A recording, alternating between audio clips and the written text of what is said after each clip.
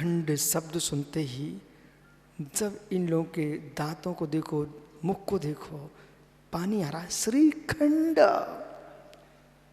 बाजार में लिखा रहता कई जगह, यहां मिलता श्रीखंड। मित्र, वो शब्द को ही पढ़ कर लोग देखते, अरे श्रीखंड।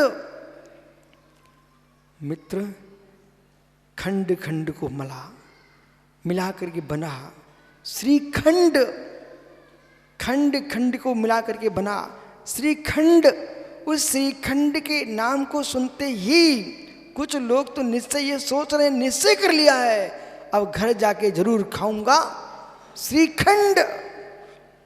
पर देख कितनी गर्मी चढ़ी हो, खिला दो क्या श्रीखंड, पूरी गर्मी उतर जाती है। अरे ज्ञानी, गर्मी की गर्मी मस्तिष्क में चढ़ जाए तो श्रीखंड पिलाने से मिट जाती है, और कहीं विषय कसाय की गर्मी चढ़ जाए तो रत्नात्रय का अखंड श्रीखंड, इससे मिट जाती भवों की गर्मी। अब आइए, पर वकील साहब, ये निश्चय कासलीवाल जी, ये निश्चय पाटनी जी को आप निमंत्रण दे देना और इसको भरपेट भोजन कराना, खीर खिलाना। जब लगे कि अब भोजन ऐसा होने वाला है तो 1 चम्मच देना इसको श्रीखंड। फिर मालूम क्या कहेगा, दादाजी अब तो पेट भर गया, जब आप 1 चम्मच दे रहे श्रीखंड, पहले से देते तो मैं खाता अखंड श्रीखंड, मैंने खाता रोटी का खंड खंड। 1 चम्मच श्रीखंड से पूरा ठंडा हो गया बेटा। 1 चम्मच श्रीखंड, 1 चम्मच श्रीखंड अंदर जाते ही उदर ठंडा, कंठ ठंडा, मस्तिष्क ठंडा। तब 1 चम्मच श्रीखंड से इतना प्रभाव हो सकता है। मित्र, अखंड वीतरागी ज्ञायक स्वामी चिद ब्रह्म परमानंद शालिनी चैतन्य मालिनी भगवान आत्मा के अखंड अजस्र धारा में लीन योगी जो लेता है ये चैतन्य ब्रह्म अखंड श्रीखंड का स्वाद, उसके आनंद को क्या कहना।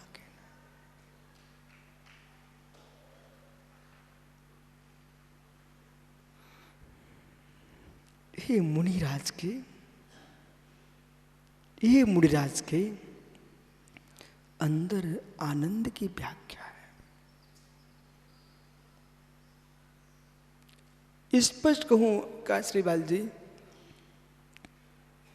कवियों ने लिखा है तो मैंने चखा है। किस शब्द से मैं आपको कहूं, एक दिगंबर योगी का जो आनंद है, एक श्वास प्रमाण काल का वो आनंद भोगियों के पास सुई की नोक के बराबर भी नहीं है। विराजो महात्मा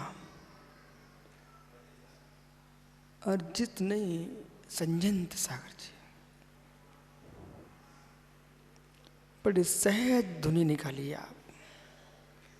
यूं चिंतित निज में थिर वहे, बोलिए।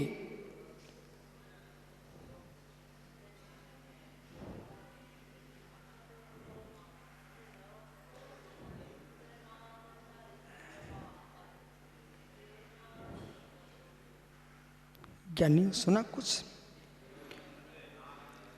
यूं चिंतित निज में थिर वहे, तिन अखत आनंद लहो, सो इंद्र नांग नरेंद्र अहेमेंद्र के भी ना कहो।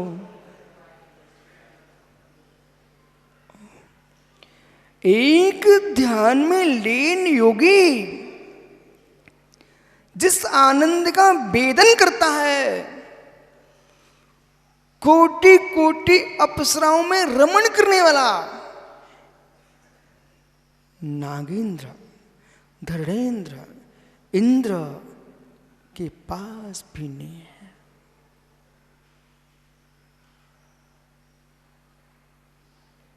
एक श्वास प्रमाण काल का जो मुनि का आनंद है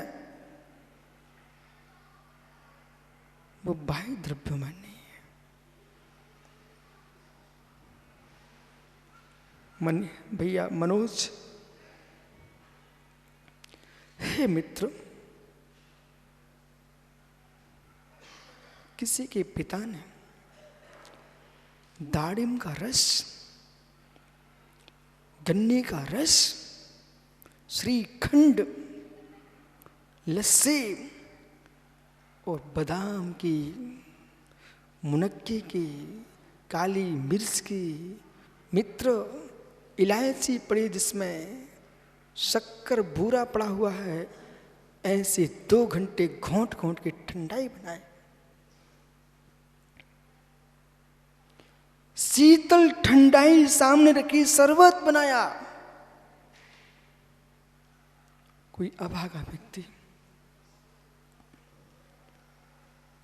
फलों के रस रखे हुए हैं, लस्सी रखी हुई है, ठंडाई रखी हुई है, श्रीखंड रखा हुआ है, फिर भी अभागा कोल्ड ड्रिंक लेके आए और शराब की बोतल लेके आए। मित्र मित्र, श्रीखंड ठंडाई सामने रखी है, प्याले भरे रखे हुए हैं, फिर मदरा की शीशी सामने रख करके पिए। ईमानदार से बोलना, उसका पिता क्या सोचेगा?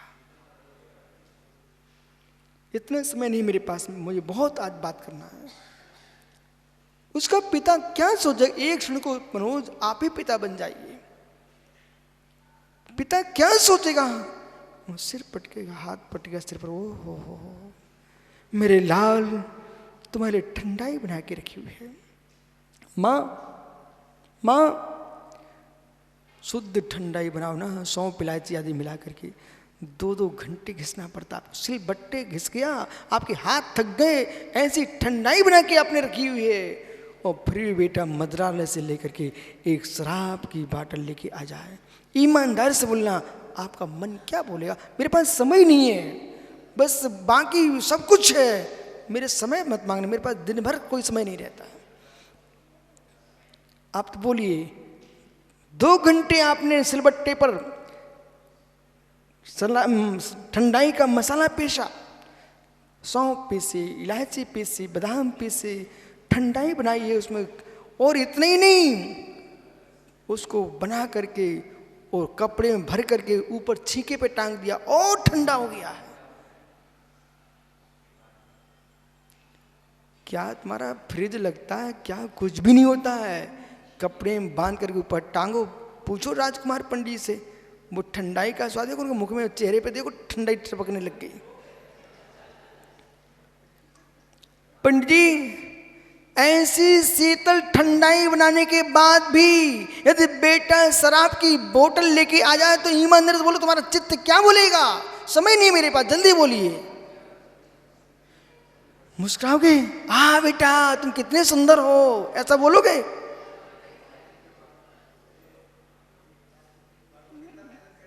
चेहरा उदास हो जाएगा। हे मित्र,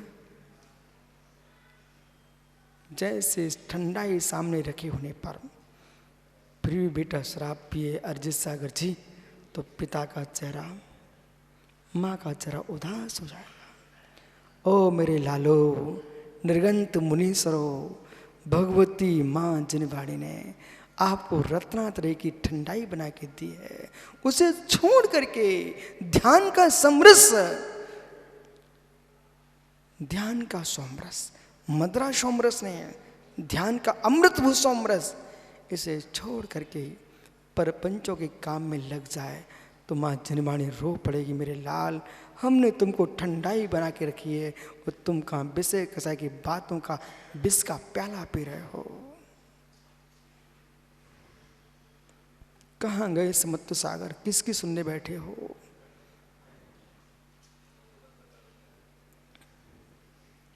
रुलाने का हंसाने का विषय नहीं है। जब एक गृहस्थ होता है आगम शास्त्रों पढ़ता तो उसको लगता है कि मुनि मार्ग कितना श्रेष्ठ है। उसमें पल पल में सोचता कि मैं मुनि बनूंगा तो क्षण क्षण में चैतन्य गुफा में लीन रहूंगा। बनने के बाद चूहों को क्यों देख रहे हो, चैतन्य गुफा में निवास करो। चूहों को देखे बिल्ली, चूहों को देखे गीदड़,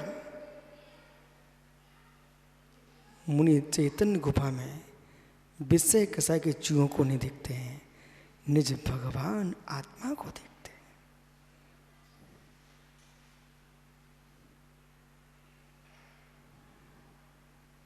पीयूष बालक विदिशा इस अनुभूति में उतरने के लिए घर छोड़ा बेटा। समय दूसरे को देने का नहीं। अब सुगंध आए मुझे, अब सुगंध आए मुझे, चेतन ज्ञान घन भगवान आत्मा की आए। घर के होटल की मिठाइयों की गंध बिल्कुल भी ना आने पाए। फिर बेटा देख क्या आनंद आता है। ये धर्म, ये धर्म।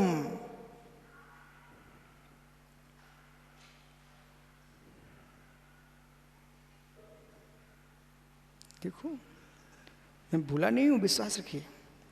मैं तो ये देख रहा हूं श्री मंडप के अंदर इतने पुरुष बैठे हुए हैं, इतनी माताएं बैठी हुई हैं, तब भी भवन में आवाज नहीं।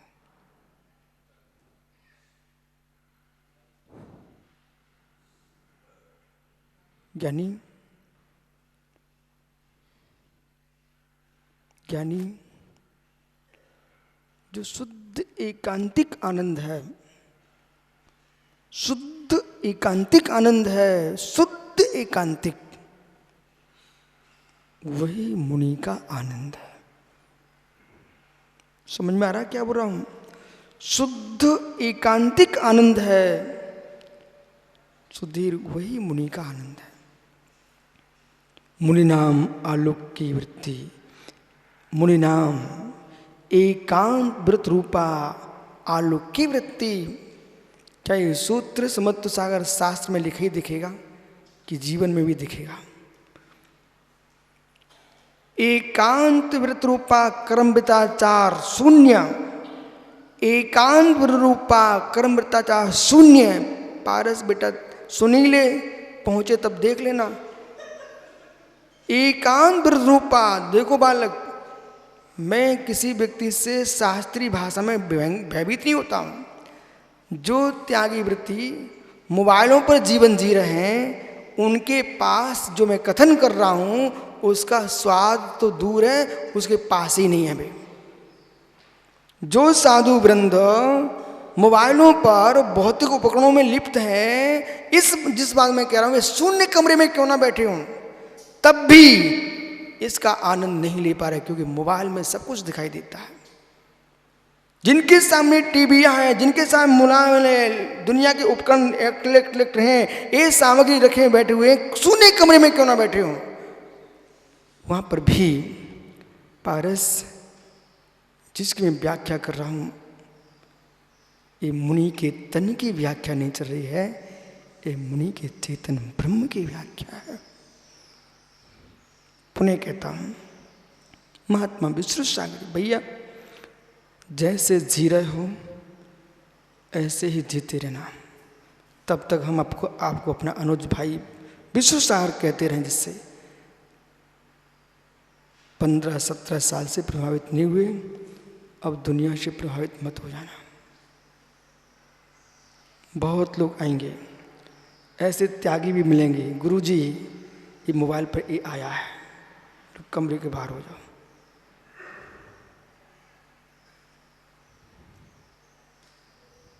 बोले तू अपने में मार्ग से च्युत है, मुझे च्युत करने क्यों आया?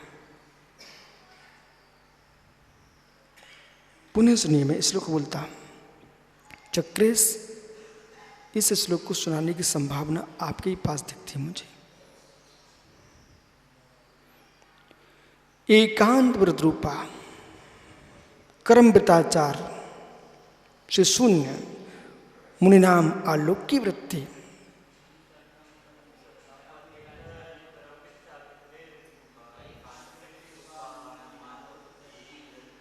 जब सुना रहे हो तो ये तीन सागरी सारस सागरी जोर से सुनाइए।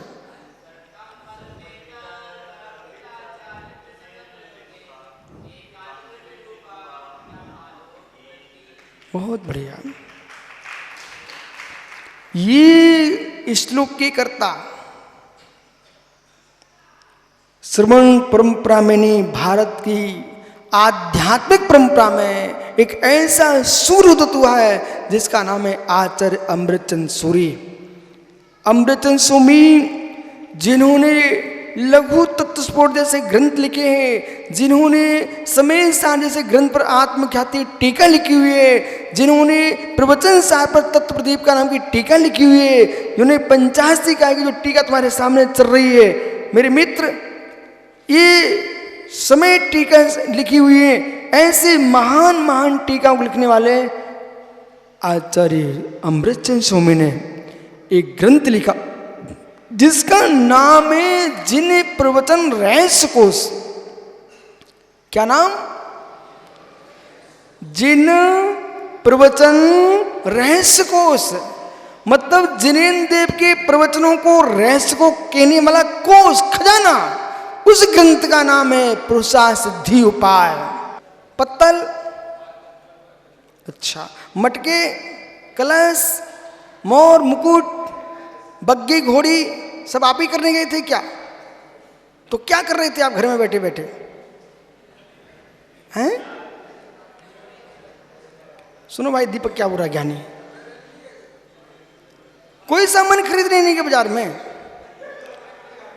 बस ज्ञानी महात्मा जी प्रणुष सागर जी देखो क्या बोल रहा हूं भाई। एक संसार की नारी से शादी करने जा रहा था तो दूल्हा राजा बन के जा रहा था, वो कुछ भी काम नहीं किया, काम दूसरे कर रहे थे। वो बग्गी पे बैठा, घोड़ी पे बैठा, स्वयं जाके पहुंच गया, कन्या को पत्नी बना के लाया है, लेकिन काम कुछ भी नहीं किया।